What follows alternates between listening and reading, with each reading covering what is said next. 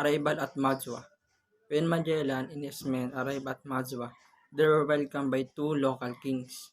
Together they climbed the highest mountain on the island and erected a cross as a symbol of friendship and peace. During their stay, the kings mentioned some of the main trading ports of that time, Silon Zubu, which we now call Cebu, and Calagham. Among these, Zubu was known as the largest and most prosperous port. Life and custom in Mazwa. Island rich in rice, coconuts, fruits, and gold. The people of Mazwa were friendly, simple, and very hospitable. There were clothes made from tree bark, and the women had long black hair and wore gold jewelry. They also chewed betel nuts, which stained their mouths red, a common practice in early Philippine culture. The island itself was rich in natural resources like rice, coconuts, fruits, and gold. This show how vibrant and self-sustaining their way of life was before Western contact. Preparing to sail. Before leaving Magellan, asked for pilots who could guide his ships to Cebu. However, the local kings asked him to delay his journey until the rice harvest was over.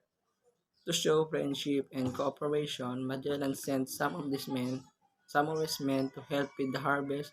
They ended up staying in Mazwa for 7 days before finally departing journey to Cebu.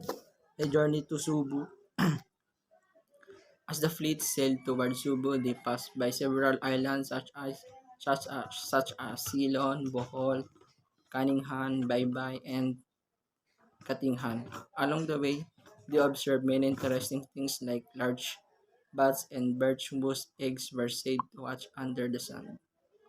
Finally, on April 7, 1521, they arrived at Cebu. First encounter in Cebu. When the ships arrived, they fired their cannons not to attack but as a sign of peace. Still, the locals were frightened at first. Fortunately, the interpreter explained that it was a friendly gesture. The king of Cebu welcomed Magellan but asked for tribute as was the custom with visiting traders. The interpreter explained that the king of Spain paid tribute to no one since he was a great ruler himself. Exchange and negotiation. During this meeting, a merchant from Sham advised the king of Cebu to treat Magellan's men kindly. After some discussion, the king agreed to be friendly and offered them food and wine. This became the one earliest example of diplomacy where two very different cultures met and tried to understand each other through negotiation and respect.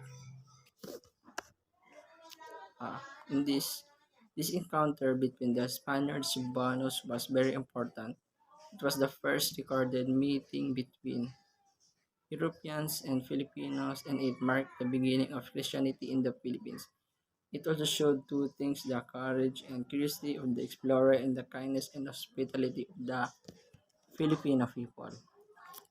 And conclusion, so Magellan's voyage was not just a journey of discovery, it was also a meeting of two worlds that changed history forever and remind us for our rich cultural roots and how early Filipinos shows openness, peace, and generosity even to strangers from across the world.